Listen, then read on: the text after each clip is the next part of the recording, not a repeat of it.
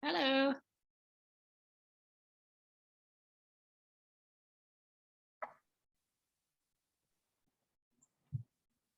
Hi, good evening, everybody, and welcome to our monthly FSS. This month, we will be doing a Talk Early, Talk Often drug edition. My name is Kenzie Wright, and I am here with the Family Resource Center with the Department of Counseling Services, and I'm joined by... Hello, I'm Emma Evans, and I'm a residential therapist at Caribbean Haven Residential Center. So as it's 6 o'clock, we're going to move forward with the presentation, and we're going to start with just a brief overview of what we'll be discussing. So we're going to start with an icebreaker. We're going to do some true or false. So if you believe it's a true question or a false one, just please put it in the chat below, and then we'll be able to go from there. And then we're going to be doing some facts and figures. I think it's really important when we talk about such sensitive subjects, especially within the population of the Cayman Islands, that we definitely look at what the statistics and what the trends are saying. And then we're going to be talking about ACEs. ACEs are also known as adverse childhood experiences. Adverse childhood experiences are things that children between the ages of 0 to 18 years old may experience, and it will impact them as they progress throughout the lifespan. Then we're going to have Emma. Emma is our expert, so we're going to be asking Emma some questions just about drug use within the Cayman Islands, what we can do, and any tips and tricks that she may have for us. If you have any questions, please just put them again in the chat box, and we will try to get to as many as possible during this time. Then we're going to be talking about tips talking to youngsters about drug and alcohol, and we're definitely going to speak about the importance of talking early and talking often. And if you haven't talked as of yet, how can you move forward in doing so? Because again, it's not too late, and it's just important that you are a source and the foundation of someone that your children can turn to. And then we're going to be talking about other preventative strategies. So with no further ado, we're going to jump straight into the true or false. So my first true or false that I have for you guys here is kids who learn about the risks of drug and alcohol from their parents up to 50% less likely to use than others who do not. So again, just please put it in the chat box and we'll respond in a moment.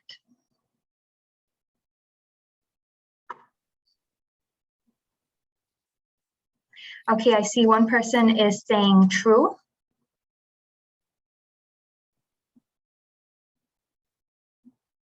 Okay, we have 2 people saying true, so you are correct. This is true. In Cayman, 50% of students identify their parents as the leading role model for them and also influencing them to say no to drugs and also be upstanders to drugs. So this one is very, very true and kind of speaks to the importance of why it is so important to talk to your children about drugs and alcohol and other substances. The next question I have for you is, in Cayman, the average age of first use of alcohol is 13 years old.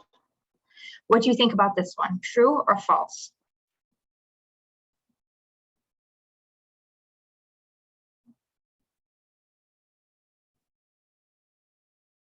Okay, I see a true. Okay, well, I see two trues now, and actually this is false. According to the National Drug Association, in their survey from 2022, they found that the average first use of alcohol is actually 11 years old. And on top of the statistic, they found that 25% of students under the age who have tried alcohol are under the age of 13 years old. So this is quite a high statistic. Number 3, parents remain the primary influence of their kids.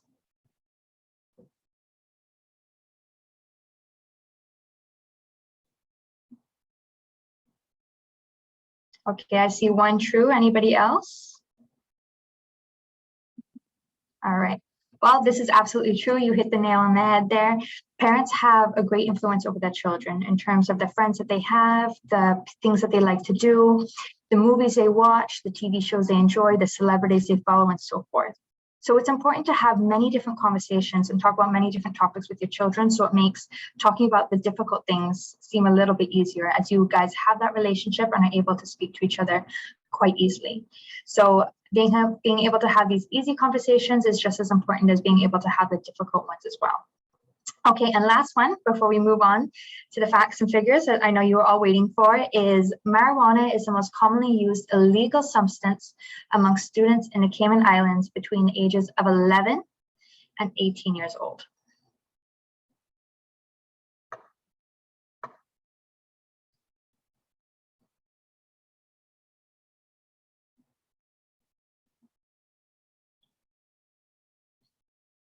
Okay, I'm seeing a true. Anybody else would like to submit their answer? Okay, yes, it's true. Marijuana is the most commonly used illegal substance, and actually the age of first use, the average age of first use is 13 and a half years old. So we can see that children within the Cayman Islands who are deciding to use this illegal substance are doing from quite a young age where they are quite impressionable. So let's move on to our facts and figures. These statistics were provided to us from the National Drug Council. They can be found online if you just give them a quick look up. And what we're going to be focusing on here is the CISDUS. So this stands for the Cayman Islands Student Drug Survey. And I just pulled on a brief snapshot of some stats here. However, it goes into great detail. So I do highly encourage, if you are a parent in the Cayman Islands, to give this study, this review, and their findings a read over. So let's look at alcohol to start. We saw that the first time of use is on average 11 years old. However, 25.3% of students reported use within the past year, with the average age of use being 11 years old, as noted before, with 28% using alcohol before they turn 18 years old. E-cigarettes are becoming more and more common. Maybe 5 years ago, they were just brand new. However, they are becoming quite common, and also the substance of use amongst many youth within the Cayman Islands. And we can see that 17.3% are reported using it within the last year, with the average age being 13 years old. So 6% of all students within the Cayman Islands, both private and public school, found that were using e-cigarettes before turning 13 years old. We also have marijuana, with 9.4% of all students within the Cayman Islands reporting use within the past year. This is quite high, seeing as this is an illegal substance. However, no substance should be taken lightly. And the average age of first use is being 13 and a half years old. And it found that 6% again did this before turning 13 years old. Another one is cigarettes. So cigarettes used to be very, very popular.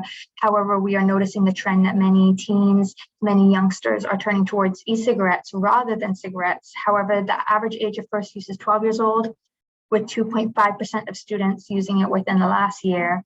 And 5.1% of these students are using it before they turn 13 years old. So one thing that really stood out for me here is it's often people are saying children start, and youngsters and adolescents and preteens, they all start with the e-cigarettes or the marijuana. However, we can see that alcohol is actually the stepping stone into using more, what we say, illegal or more damaging substances. However, alcohol can have major impacts on the body and the development of children, as well as how they interact with others.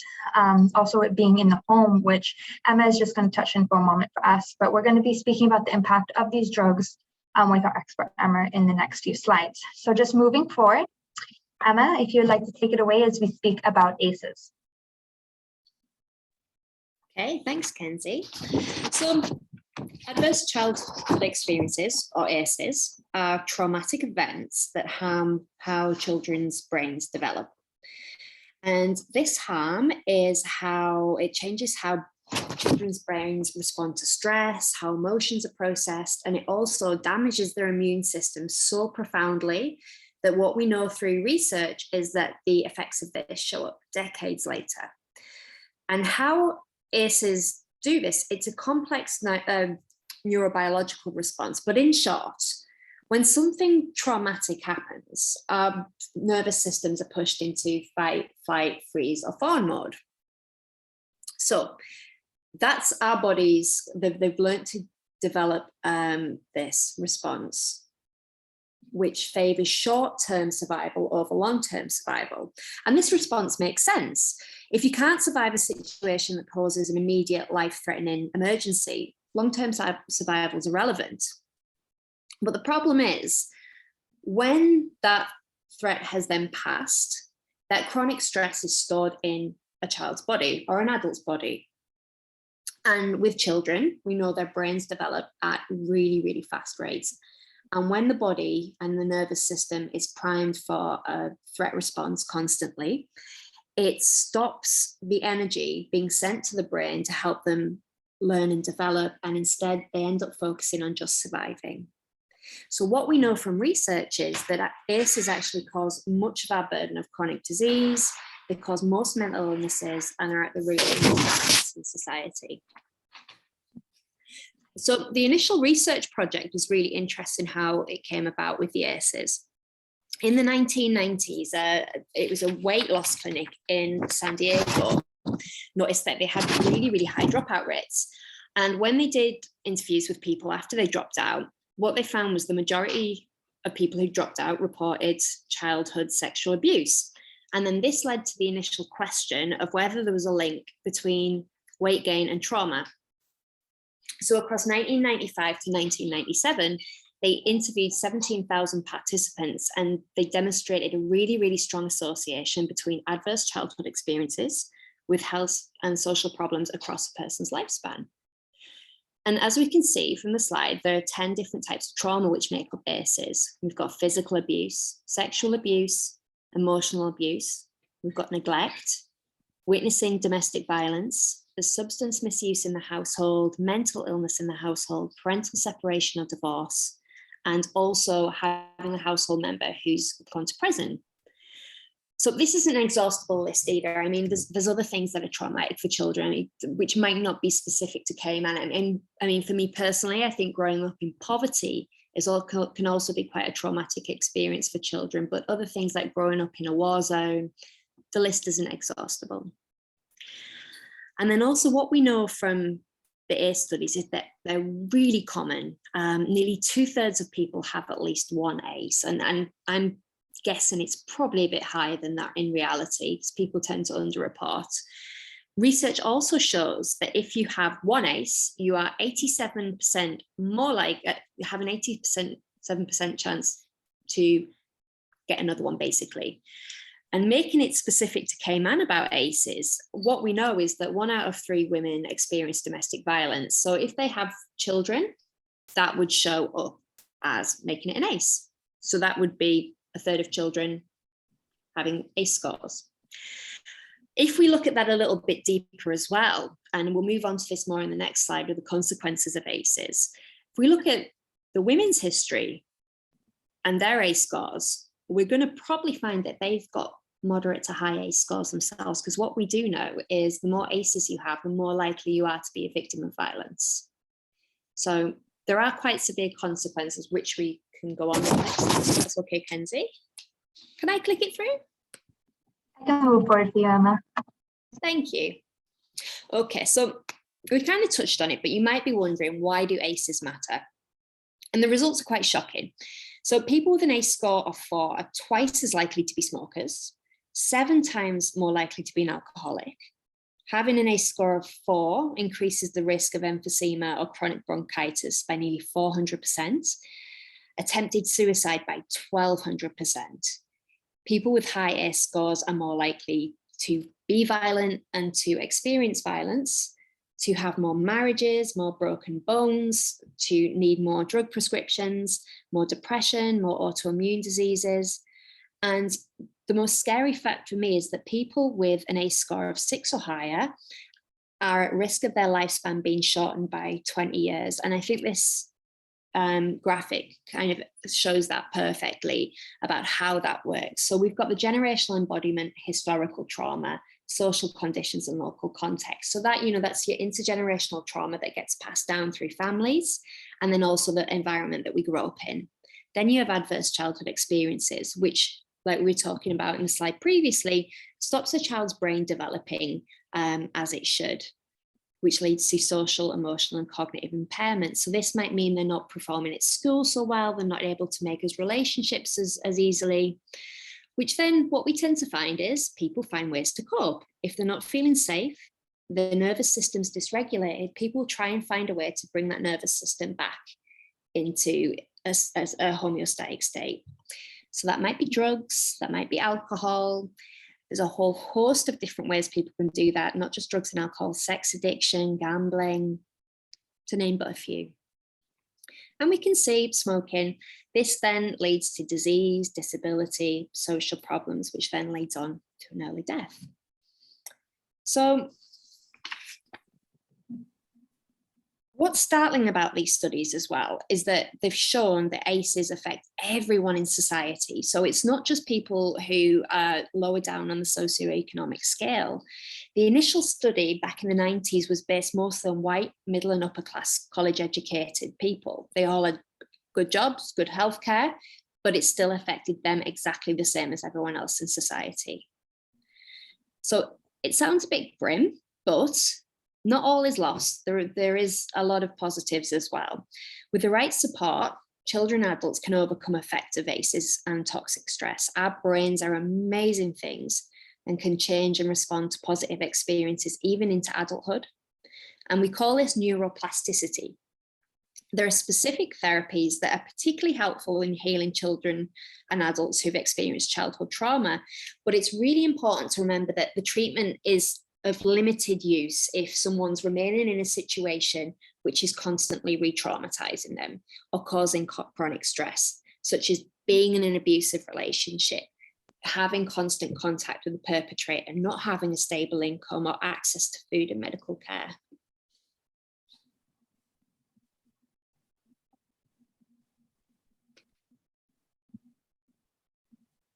Oh, hello.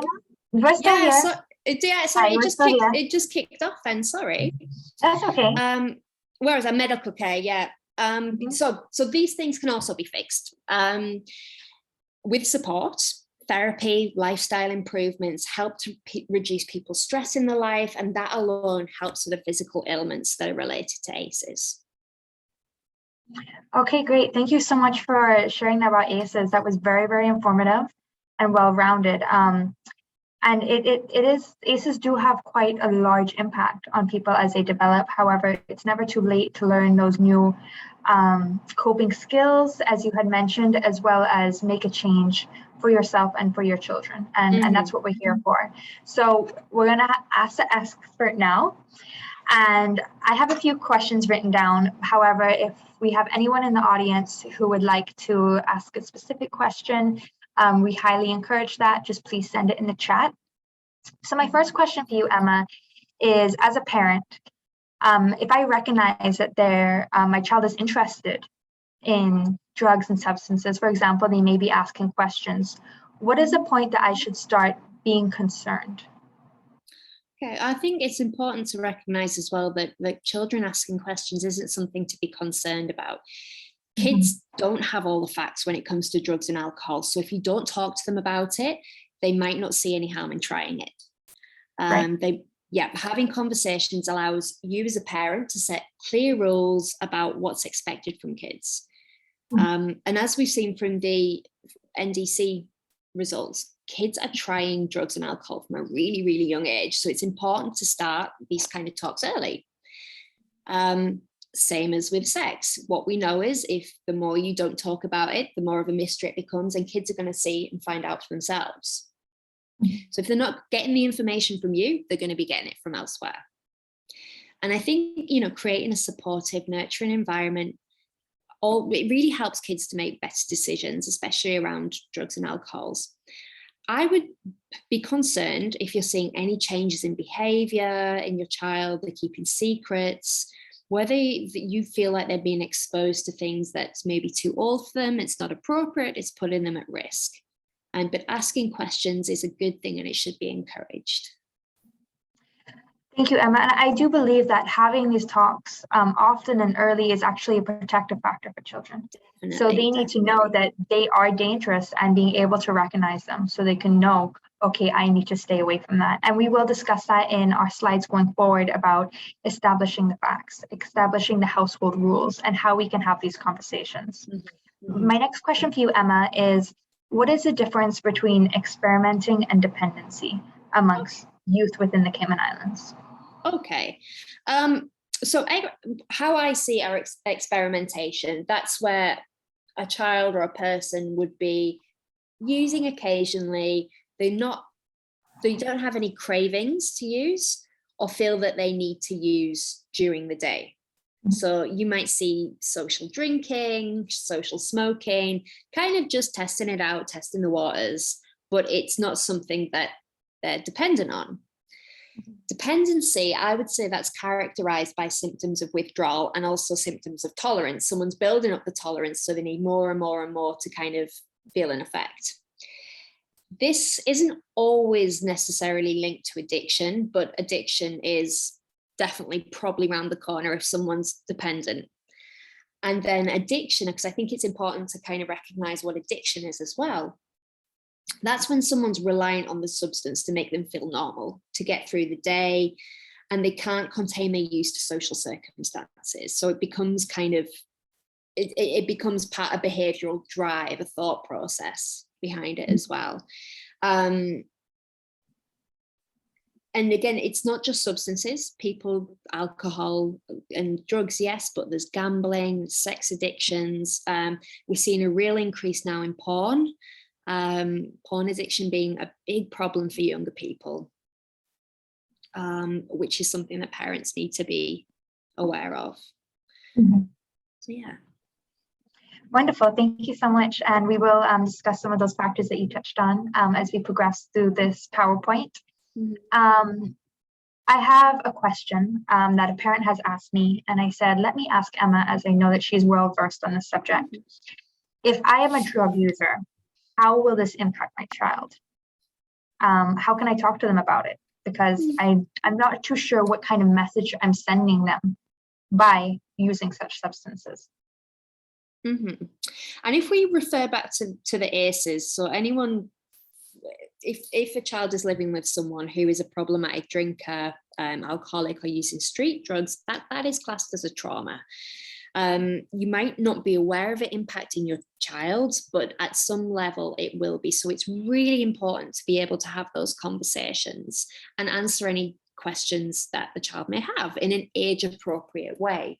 So I would suggest, if you can, seek support as soon as possible from professionals who will be able to help you. You've got the Family Resource Centre, you've got TCC, you've got DCFS, you've got Caribbean Haven, where I'm from. There's so many professionals on Ireland that can help you navigate this. It's really important that you don't do it alone and that you seek professional support from experts who can help you. Okay, great. And I think as well, it's so important to be that role model for your children. As we've learned just through developmental psychology, that children really learn by modeling. So what their parents do, they will do it, right? And we can see it as young as when the children start speaking, and things that their parents say, they will begin to do. So if we are using drugs within the household, this will influence children to accept this kind of behavior as normal, and not really take into consideration the massive consequences it can have for their life. So thank you so much for answering that, and you did provide great clarity on that. Another question that I do have for you is, what are some of the signs of parents who are starting to notice possible dependency on alcohol and prescription drugs? I know you did touch on that briefly in a question that we just had above, but how can a parent develop other coping mechanisms, ones that are healthy? Healthy for the parent, or for themselves? As for parents themselves. use, So again, it's about reducing stress. It's really about reducing stress levels and seeking professional support. Addiction is a very tricky thing, and it will lie to you, it will trick you, it will make you lie to yourself about what's going on. But if you have a suspicion that you're struggling with substance misuse, seek support. There are so many professionals who can help you and really kind of tailor-make treatment that's going to fit you and fit what you need. Kind of therapy aside, which I think we can maybe look at a little bit more later on, things like yoga, doing things for yourself, having time for yourself, being mindful, and mindfulness is a big thing now, but anything that can connect you back to your body and help you release some stress through healthy ways. So watching what you're eating, exercise. I'm a big proponent of yoga, because that, for me, how I work as well with people, it's all about connecting back to your body, recognizing if you feel stressed. Because I think in today's world, we might feel a bit off, but we keep going. It's kind of not accepted in society to be feeling a bit off. So grounding yourself, recognizing stress. Epsom salt baths are amazing for that kind of thing. Getting a good night's sleep and seeking support. Thank you so much, Emma. If you are a parent, if you would like to drop in the chat box some ways that you make sure that you are taking care of yourself so that you can be the best parent that you can be, that'd be greatly appreciated, and maybe we can share it a little bit later in the presentation. So my last question for you, Emma, I don't see any in the chat box as of yet. So this is, if you do have a question, please add it. And if not, we can address it at the end of the presentation. Is, what are the commonalities amongst adults who develop a dependency/addiction? Well, something that runs as a theme throughout is ACEs. I mean, just for an example, 88% of sex addicts have a history of child sexual abuse, neglect, physical abuse, and emotional abuse. And that's the 88% that have explicit memories of that. My rationale is 12% probably don't have that, because what we know is it tends to be early life traumatic experiences that lead to people needing to use substances as a way of surviving. I often look at substance abuse and addiction as a symptom rather than of underlying trauma and stress, and a way of managing that. But unfortunately, that gets out of control and causes a problem in itself. So yeah, everyone, I mean, from personal experience, everyone I've ever worked with has had at least a score of 4 ACEs or more. And it's not uncommon that we're seeing people with 8, 9, 10 ACEs, really, really complex trauma. And it just makes me think about a quote from Gabor Mate, who's a really great author, has written a lot about the hidden cost of stress and addiction. Hungry Ghosts is an amazing book on drug use. And he says that the opposite of addiction is connection. And that's something that I keep in mind, is just how lonely addiction can be for people, and how it separates them from people who have addiction, from society, from their families, from being able to work. It really is such an isolating disease. So, yeah. Okay, thank you so much for sharing that. So moving forward, we are going to be looking at tips to talking to youngsters. The most important thing is to know the facts. The National Drug Council, all of the resources that they have are free, and they can be found easily online with the most up-to-date surveys. They're easily accessible, so I highly encourage, if you are a parent within the Cayman Islands, to check out this free resource. And then, as Emma noted on before, establish the foundation and set the terms. So talk to your children from an early age, because if you are concealing facts about drugs and the dangers that they have, it can really damage your child's understanding of what drugs are, and it can put them in a dangerous situation. So without this basic understanding, they lack that protective factor of what drugs are. Once you start speaking to your children, you can use real life experiences and just take advantage of them. For example, you can use role play within your home, and it may seem funny and feel weird, but it's really empowering your children to be able to say no by developing those refusal skills, and then they understanding why it's important for them to say no. Of course, we want to respect the autonomy of our children, that they can make choices, and we cannot make all their choices for them. However, we empower them to make the right choices. So knowing that substances are very bad for your body and your brain, and how they work and impact you, can be very empowering for children, just to make sure that they stay safe and they do stay away from such substances when they present. So actively look for opportunities, whether you're watching a movie and you see someone make a poor decision about drug use. You can pause it and say, what do you think about that decision they made? How could they have done that differently? What could be the long-term impacts of this? And just really build up those critical thinking skills within your children, rather than saying, in this family, we don't do drugs. Yes, we can say that. However, we need to develop on it. So we really building that foundation and their awareness of what drugs are, how they can impact me, and how they can really tilt the scale in terms of development. Answer questions. Emma touched on this as well. It's so important that you answer questions to your children. You want to be their primary source of information. If you aren't answering these questions, they will find someone to answer them for them, whether it's an older child or an adult with poor intentions. You want to make sure that if they have a question, they can come to mommy or daddy and they can get honest answers. You want to be vulnerable with your children and as honest as you can be, because if you want to make sure your word is golden, essentially. Avoid accusations. We really want to build that foundation of trust. We're saying, so we want to avoid shame at all, because if we do lean towards shame as our our back pocket parenting style, then when our children may find themselves in a tricky situation, they may not feel so comfortable to come up to parents and say, mommy or daddy, this is what happened. I made a mistake. So encourage them. If you make a mistake, I would like you to tell me about it so we can talk through it. We really need to establish unchangeable policies for the family. For example, if your children come home and they say, well, in so-and-so's house, this happens. And you can say, okay, well, that is a rule for their family. However, in this home, this is our values. This is how we believe in, and this is how we can act. Act early, talk often.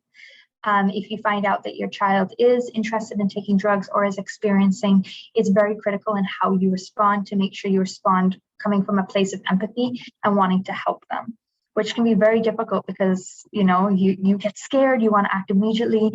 We may resort to the way that we were parented. However, if we approach it cool and calm and we let them know this is absolutely unacceptable, but we pair that with empathy, then we can use it as a teaching moment.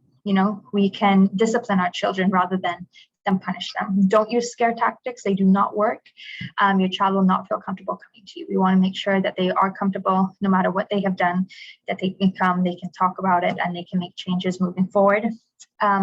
If you do have a concern, we recommend, getting the professionals involved. As Emma said, there's many resources on Island. And I just have noted down here a quick example of how we can, establish a foundation and set the terms. So if you don't mind me reading, it says, the parent saying to the child, "We do not allow any drug use, and children in this family are not allowed to drink alcohol.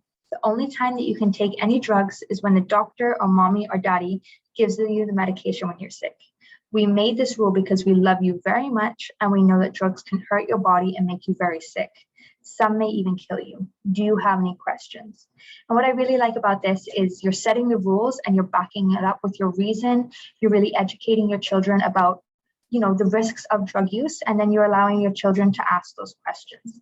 And you may be thinking, oh my goodness, I haven't had this conversation as of yet. However, as I noted at the beginning of the presentation, it's not too late. It can be as simple as, have you ever heard of the word drugs before?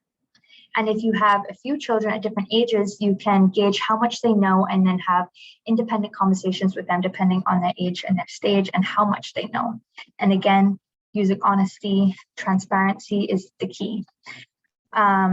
If alcohol is used in the home, we want to explain our boundaries. For example, this is a drinking age. This is how drinking in moderation looks like. And whatever goes on in the home, you're really teaching them so that they can, when they are ever faced with such situations of peer pressure, for example, and they say, come, just have a little drink, they can say, my values do not allow me to do so, obviously in child-friendly language. So we're going to, again, role play. What do refusal skills look like? How can you still look cool, but say no to your friends? What else could you suggest? Okay, let's get together and we can brainstorm some ways that if someone asks you to drink alcohol at a party, what are some other things that you can suggest that they do, and change the topic. And just really building up the children's confidence to be able to own their no. Empower your children. So why talk early, talk often is one, your children will get the message that you care. This is very, very important. And also your children will get the message that you understand the problems that they face. When you're a teenager or you're entering teens and you think nobody in this world understands me, it's very common, but, listening to your children and saying, okay, I hear you, and validating their experience, and then using that moment to be a teachable moment. Right? And it also teaches your children that you're here if you need them. If you make a mistake, come to me and we can sort it out together. So again, really encourage your youngsters to come up with their own ideas. For example, different ways that they can refuse peer pressure, to develop their critical thinking. Role play, it seems funny, but it's such a powerful tool. And we use that a lot at Family Resource Center, where we will have children role play. And they say, this feels awkward, but the more that they do it, they actually begin to enjoy it. And it's a great way for them to, practice in a safe environment, right? And talk about even being an upstander. So if you see somebody using drugs, how can you be an upstander and say, hey, I don't think you should be doing that because so-and-so. So you can encourage other children to make good decisions and teach them that it's cool. We're going to give in the next slide some examples of age and stage kind of conversations. But again, I just really want to stress how important it is that these conversations are occurring as often as possible. Children these days are so exposed to many different things, whether it's in their music, the videos that they're watching on YouTube, the games that they're playing. We're seeing a lot of rapping and singing about drugs and alcohol, a lot of videos, and it really does impact the child's understanding of what is normal and what is not. And that's why it's so important to gauge where your child is now and start having those conversations, right? So let's look at our first example here.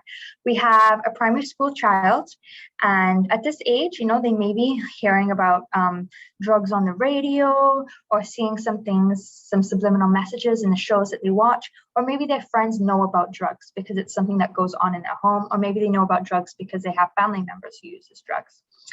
So let's say they express some curiosity about the pills that they see you take every day, your prescription pills. What you can say is, just because it's in the family medicine cabinet does not mean it's safe for you to take, right?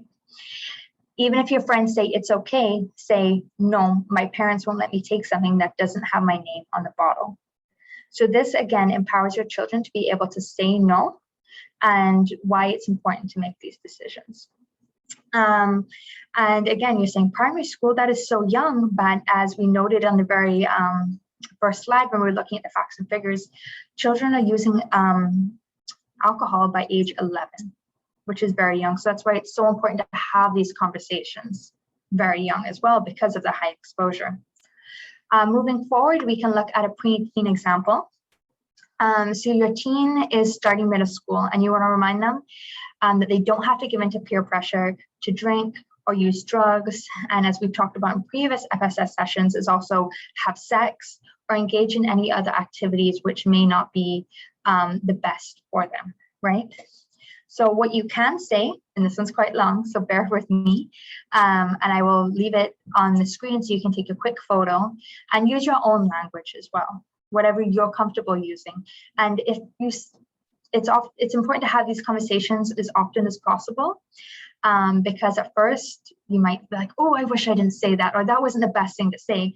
But the more practice you have, the better you'll get at having these hard conversations with your children. And as one of my coworkers like to say, these are skills that you're learning. And it's like a pair of new shoes. And when you start working in a pair of new shoes, it feels super uncomfortable.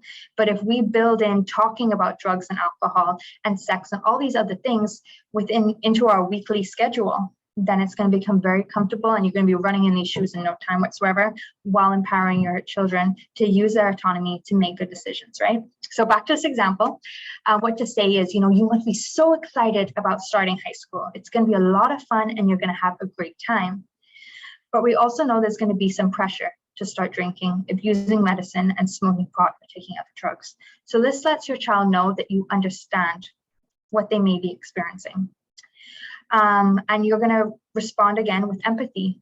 I know a lot of people feel like this is what high school kids do, but it's not what you have to do. You're speaking about they have the right to make the decision. You're empowering them to make a good one. Not all high school kids drink or use drugs. Many don't, which means it won't make you weird to choose to not give drugs or alcohol. So again, it's speaking to, I understand you, kid. I'm here for you. Let's talk about it. Again, I said this is going to be a long one, bear with me, please, is you'll have many decisions about what you want to do in high school, and you might even make some mistakes. This is key, guys. Just know that you can talk to us about anything, anytime, and if you do make a mistake or feel stuck in a situation that you need help to get out of, we won't freak out. We'll figure out a way to help you. We want you to count on us and help you make smart decisions and stay safe. Do you understand? And again, I just want to bring it back to your word being golden. If you do find out that your child is experiencing with any form of substance or alcohol, that you do respond in a way where you're parenting from a place of control, because you're saying, I won't freak out. So if this does happen, you don't. You use it as a teaching experience so that they can make better decisions as they move forward and develop those critical thinking skills, right? Teen example, this is the last one we're going to give, but if you have any specific questions, please feel free to reach out to me with the Family Resource Center and we can discuss that one-on-one. A teen example, so your high schooler comes home smelling of alcohol or cigarette smoke for the first time. So again, your response should be measured, quiet, and serious. It's not going to be you responding to your child when they don't do a chore. They need to know what they've done is very big. It's a big deal and it's very important and it's very serious. However, you need to be in a place of control. So it's not just a frustrating moment, and it's not going to be yelling or shouting or using guilt or shame or anything. It's responding directly, finding out what is going on and how you can best move forward. So what you can say is, I'm really upset that you're smoking or drinking, and I need to get a handle on how often this has been happening and what your experiences have been so far. Why this is so important is, again, gauging, so what is going on, so you can provide the best intervention for your child, and say it was a one-time off. Okay, let's talk about that. But if your child tells you, okay, this has been going on for a while, maybe you'll be better seeking professional help or professional advice, right? The next thing that you may want to say is, I get that you're worried about being in trouble, but the worst part of that moment is over. I know that you're experiencing, I love you and I care about you. Empathy. Your health and well-being are very important to me. Let's talk about this. I need you to be honest with me. So for starters, tell me about what happened last night. So, one of the methods that we use here at the Family Resource Center is TED. Tell me, explain to me, describe to me, so you can get a good understanding of exactly what happened. But just because we're saying keep your cool doesn't mean that there will not be consequences. Of course, there'll be consequences for a behavior like this. However, we want to use it as a teachable moment. We want to discipline our children. We do not want to punish our children, because what we found here is that if you punish your children, what you will be making is children who are a lot more sneaky, right? Versus children who are able to reflect on their behavior and say, you know what, maybe I didn't make the best decision. So going forward, we're going to be looking at other preventative strategies. As we said, children start as young as 11 years old drinking alcohol on average within the Cayman Islands. So reduce that access to alcohol in their home. No child can go into the liquor store and buy alcohol at 11 years old. So where are they getting it from? And if it's not your house, maybe it's a friend's house. So keeping in contact with their parents, you know. The National Drug Council did find that among the students who do use alcohol are more likely to use other drugs. So it says here, sorry, as I check my notes, 19.6% tried cigarettes, 50.7% tried e-cigarettes, and 30.4% of used marijuana, and 3.2% use painkillers. So this is quite a lot, and it's showing that it is almost like a gateway into, okay, I tried alcohol, now I'm going to try the other ones. Because children, teenagers, primary school children, they're curious, they want answers, and sometimes they want to experience it for themselves. But that's why it's so important to have these foundational conversations with them, you know, and you take advantage of these teachable moments as we talked about. An example may say, so what do you and your friends talk about when you talk about drugs? Or something happens in Cayman, use that. I saw this happen in Cayman in the news. Let's read this story together. What do you think about that? What would your friends say about that? Just so you have a very good understanding of exactly what your child's thinking is.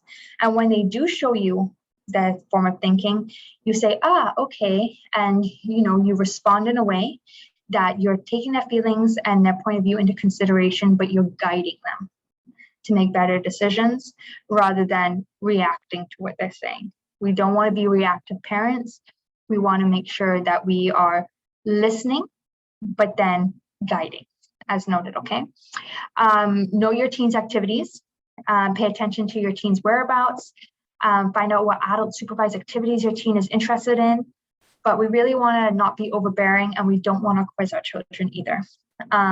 Because this will make them close up. They're not going to be an open book with you if they feel like they're at risk of getting in trouble, right? Establish rules and consequences. Your children must know what your family values, beliefs, and views are on drug use, alcohol, all these different forms of addictions that Emma had mentioned before, and establish the rules.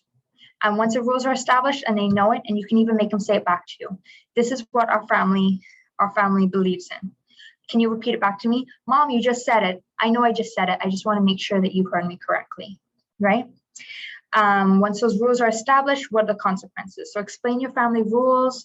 Family rule may be, if you're at a party, I don't want you to be at a party that has alcohol, drugs, so give me a call. Do not get into a car with someone who's been drinking. You can call me up and I'll come get you, for example. And then if your teen does break your family rules, they know what their consequences are going to be ahead of time. So that is a very, very important part. It's a two-piece. They know the rules and then the consequences. And they know that if I do this, this is what's going to happen. We want our children to, you know, have consistency and also for things to be predictable for them, because they really do thrive in a predictable environment. We want to provide support, offer praise and encouragement when you hear that they make good decisions and when they succeed. And we really want to foster that strong bond that we have with our children, because the stronger the bond, the stronger the relationship, and the less likely that your child may look outwards for advice, and that they would also feel comfortable coming to you if they find themselves in a tricky situation. And it will help them prevent using drugs, because as we noted before, 50% of children say that their parents' influence on them has actually stopped them from using drugs and alcohol within the Cayman Islands. So this is a very strong statistic. And we also want to set a good example. If you drink, do so in moderation. If you use your prescription drugs as directed, don't use illicit drugs. If you need support, there are many resources on island. I heard this one thing when I was doing my training, and it really stuck with me. And it's saying, you know, parents punish their children to prepare them for the outdoor world, the outside world, the big world, the real world, right? But the real world is not outside the home. That's just the outside world. The real world is within your home. And this is where your children learn critical thinking. This is where they learn how to say no, how to be upstanders. This is where they determine their values, their beliefs, and who they are as a person, right? Do you have any other preventative strategies? Let's ask the expert. No, I think that's great, Kenzie. You've covered everything like that I can think of right now, but I really was enjoying what you're saying about the real world is inside the home. It's so true, because what happens in the home with our parents, with our caregivers, actually forms on how we see the world. So if we grow up with caregivers that frighten us, we're going to see the world as a scary place. If we grow up with adults who in the household who care and love for us and understand us and make us feel seen and heard, that's how we're going to relate to the world. Mm-hmm. And when we say that too, we don't want to shield our children from anything. We want them to know what the outside world is, but this is a real world. So let's practice here. Let's role play here, no matter how funny it feels, because again, this speaks to child protection. Yes. Moving forward, we actually decided to move forward with this presentation for this month's theme, as it is Recovery Month. We are leading towards the end of Recovery Month. However, my question to you, Emma, is what is Recovery Month all about in the Cayman Islands? Okay, well, yep, September is Recovery Month, and Recovery Month educates others about recovery from mental health, substance use, and co-occurring disorders. Also, the effectiveness of treatment and recovery support services, and above all, that recovery is possible. People do get better all the time. They can get better. There's always hope. And I think, you know, the tagline, I really like this: every person, every family, every community. You know, I need to become we when we think about recovery. And this was chosen for this year because, you know, recovery is for everyone because it benefits everyone. It reminds people in recovery and those who support them that recovery belongs to all of us. We are all called to welcome everyone to recovery by lowering barriers to support, creating inclusive spaces and programs, and just broadening our understanding of what recovery means for people with different experiences. I think it's so important to reduce that stigma. No child grows up thinking, when I'm an adult, I want to be addicted to drugs. I want to not work, not be able to maintain a relationship, and be completely consumed by crack, cocaine, alcohol, cannabis, porn, gambling. No child grows up wanting that. And we need to support people in their recovery journey. So yeah, so that's kind of what recovery is about, Recovery Month's about, and the resources available on island. Well, there's loads, there's so many. But you know, it does depend on individual circumstances as well. That depends on what services you might need, on what they've experienced. So for example, a person who's experienced complex trauma. Now, that is someone who's had multiple events as a child that are very invasive and interpersonal in nature, and that the trauma's been severe and pervasive. They're going to need a very different treatment to someone who's maybe had one or two ACEs, dependent, they're not in the real like strong throes of addiction. It's going to be very different treatment plans. So this is why it's so important to seek professional help from people who know what they're doing. Yeah, I mean, on island, we've got Caribbean Haven, which is a residential treatment centre, which is where I work. And we offer an inpatient treatment. We have withdrawal management, we have treatment program, and then we also have a re-entry program. So that's for adults over the age of 18. It's free. If you're thinking about coming, you just need to ring the number for screening, which is 947 992. That's 947 992. We've got the Counselling Centre. They do outpatient work. We've got Family Resource Centre, you guys, which can help with the parenting side of things. And yeah, they're all free services, which is amazing. So, and you know, you can always go to HSA, to the behavioural health, especially if kind of your issues are a little bit more complex. Oh, I do apologise, and they can point you in the direction of the right professional support. Okay, wonderful. Thank you so much for sharing, Emma. And the next few slides are just going to speak to some ways that you can support Recovery Month. Even though the Department of Counselling Services is coming to an end of this public awareness campaign, it's never too late to get involved and provide support. The first one is going to be Dress for a Cause. So what you can do is organize a Dress for a Cause day on a Friday or any day within the week. Who are we to tell you what you do in your organization within the month of September or beyond, and help raise the funds for the treatment center, which is Caribbean Haven.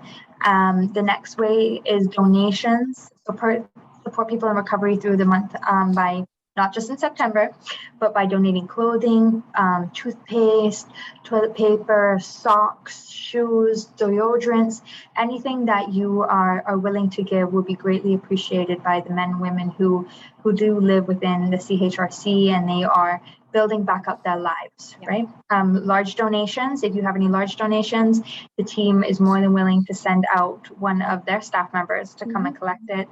Otherwise, you can collect it at CHRC, or you can even locate it within Apollo House on the second floor, which is a home to TCC and FRC, and we'll make sure that those donations get to CHRC within a timely period.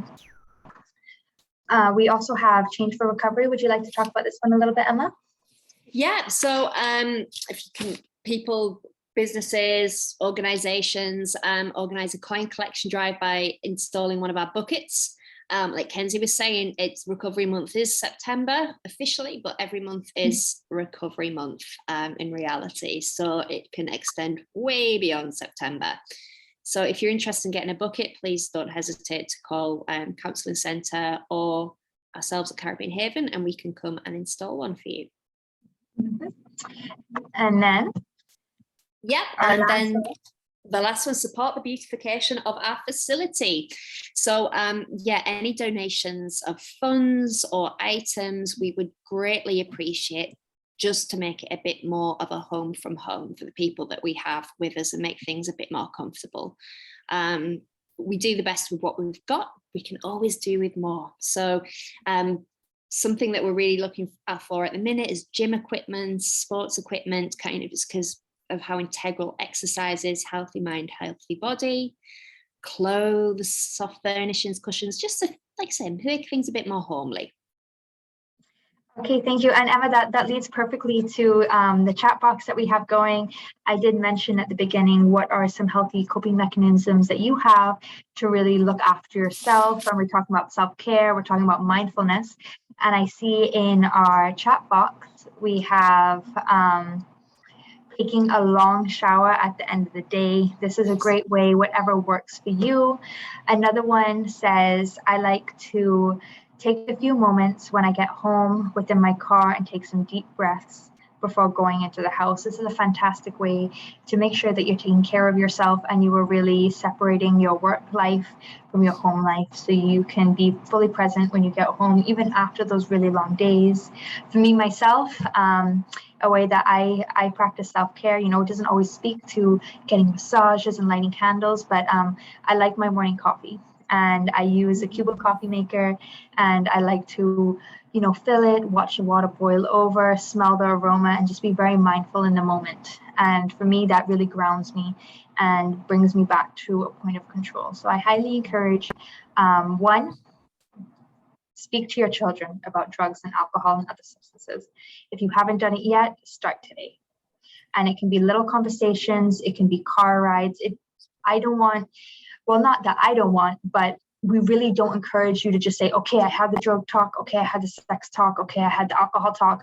No, it has to be many, many conversations. It's really going to build up that dialogue, build up that understanding, build up that awareness, and build up their empowerment to be able to say, you know what, drugs and alcohol aren't for me. Yeah, the other kids are doing it. However, I'm going to make this decision I feel comfortable with. So building it into your weekly routine and making sure that you are taking care of yourself so that you can be the best parent that you can be for your child. Again, if alcohol, drugs, substances, or any other forms of addiction, as Emma has highlighted, are a challenge for you, we really, really do encourage that you seek some professional help. We are here to help you, along with many other private agencies on island. And we are here to help. That is our purpose and that is our mission. And you don't have to do it as alone, as Emma so eloquently said. So thank you so much. And if you have any questions, me and Emma will stay on for a few more minutes. Or you can always send it to frc@gov.ky. And Emma, what is the email address for CHRC?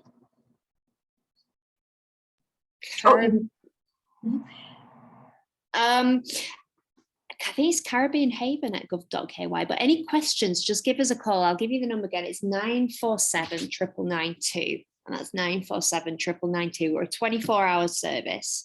So yeah, if you've got something burning at 1 o'clock in the morning, there'll be someone there to answer the phone. And I do want to congratulate you guys for being here tonight and, you know, adding additional parenting tools to your toolbox and learning new skills and new information to be the best parent you can be.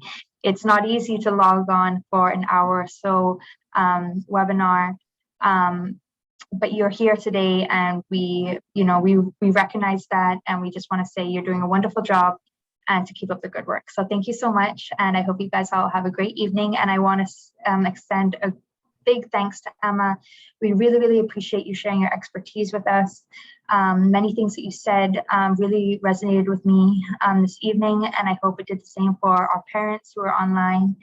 And we really appreciate you being here. So thank you very much, Emma. Thank you so much for having me, Kenzie. Okay. Thank you, guys.